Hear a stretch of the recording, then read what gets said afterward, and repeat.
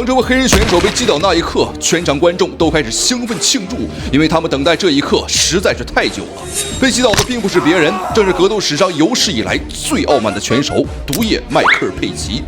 未尝过失败滋味的他，一次次踏过底线，在对手倒地昏迷时，继续咧嘴傻笑，装疯卖丑，将每个对手当作他成名路上的垫脚石，用羞辱对手的滑稽动作，疯狂吸引观众的目光。虽然有很多人厌烦他的表演，但从未有人质疑过他的能力。14战全胜、13场 KO 的傲人战绩，就是他实力最好的证明。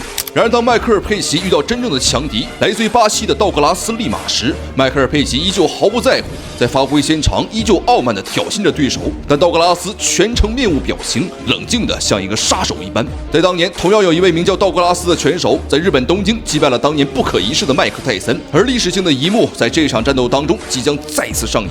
两人的作战风格完全截然不同，一边是凭借变态的身体天赋，自信到不做任何防守，挑衅动作不断，就能够瞬间掌控全场比赛节奏的迈克尔·佩奇，而另一边则是冷静观察、不受任何影响的冷面杀手道格拉斯。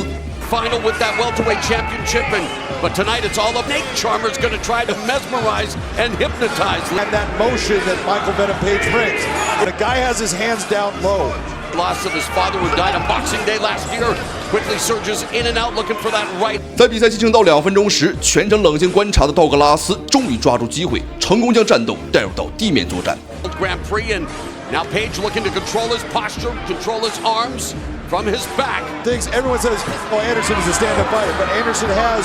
在站立作战当中潇洒自如的迈克尔·佩奇，这下彻底老实了。他的身体优势在地面作战当中全部化作泡影。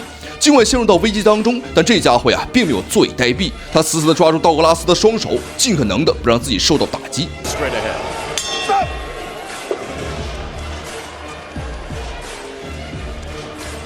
当战斗重新来到第2回合之后，迈克尔·佩奇抓住了机会，重击了对手。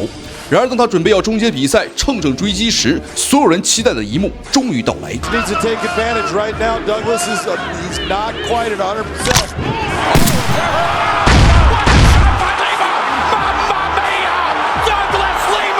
迈克尔·佩奇14战全胜的战绩瞬间灰飞烟灭，在全场爆发的欢呼声当中，道格拉斯只是静静站立，如同完成任务的猎人，脸上依旧没有任何的波澜，仿佛这场比赛的结果早在他的预料之中。